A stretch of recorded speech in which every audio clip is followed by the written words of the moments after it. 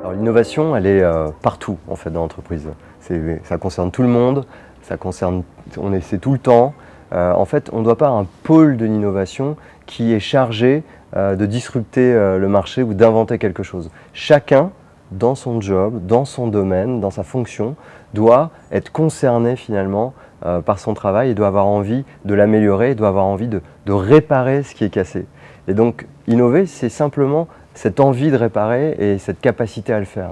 Et donc ça concerne absolument tout le monde et on n'a pas le choix que de le faire. Sinon, on fait un job qui est, on va dire, correct, dont on se satisfait, mais on ne fait pas un job qui permet à l'entreprise d'aller plus loin, d'exceller.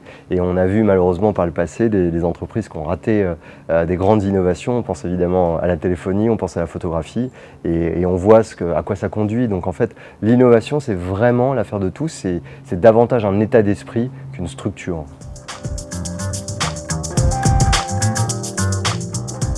Alors pour favoriser l'innovation, d'abord on commence par le recrutement. Il faut recruter des gens qui, comme je le disais précédemment, ont envie de réparer ce qu'ils peuvent trouver cassé, sont concernés. Donc ce sont des profils bien particuliers finalement. Ce ne sont pas des gens qui ont juste l'envie d'exécuter des directives ou des ordres, ce sont des gens qui sont impliqués dans ce qu'ils font et qui ont envie d'amener leur pratique plus loin, de façon plus exigeante. Donc le recrutement déjà est le point de départ de l'innovation.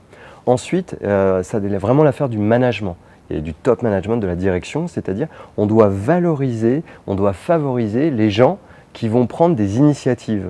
Et donc typiquement, on peut envisager un bonus expliquant qu'on doit tenter 3 choses dans l'année, au risque de se planter et de se tromper, mais on n'aura pas son bonus si on n'a pas essayé des choses différentes. Ça, c'est une façon très concrète d'expliquer aux gens qu'on attend d'eux, peut-être même qu'ils échouent, mais au moins qu'ils tentent. Et il vaut mieux des gens qui échouent parce qu'ils ont tenté que des gens qui font tout bien mais qui n'apporteront aucune différence finalement dans l'entreprise.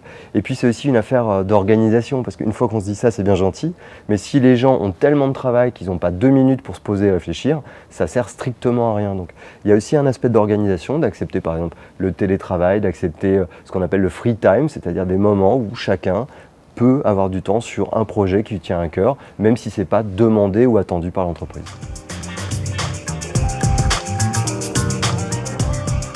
En termes de bonnes pratiques de management des talents, tout commence par le rappel du sens, le rappel de la cause que l'on défend. Parce que si on a envie de permettre à chacun de s'exprimer, il faut que l'expression de chacun soit tendue vers un même objectif, un même but. Et ce même but, c'est le sens, la cause défendue par l'entreprise. Alors une fois que ça c'est bien exprimé et bien partagé, alors et alors seulement on peut permettre à chaque individu, à chaque personnalité de se révéler, de se libérer comme elle l'entend.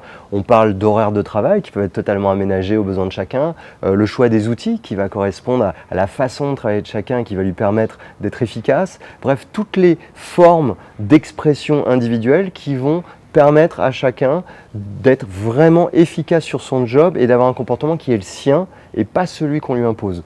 Donc il faut un type de management très particulier. C'est un manager qui est plutôt un coach, qui est plutôt un développeur, pas un manager qui est celui qui dit quoi faire, comment le faire. Si on embauche des gens qui ont cette capacité d'innovation dont on parlait, il faut leur donner du champ et leur donner une capacité de s'exprimer. Donc c'est vraiment une autre forme de management. Et au finish, l'enjeu, c'est d'avoir un patchwork dans l'entreprise où chacun pourra s'exprimer vers un sens commun et libérer pleinement son talent pour le bénéfice de l'entreprise et pour son propre bénéfice. Donc, je vous invite en tout cas au Hub Day pour en savoir un petit peu plus sur tous ces sujets. Merci.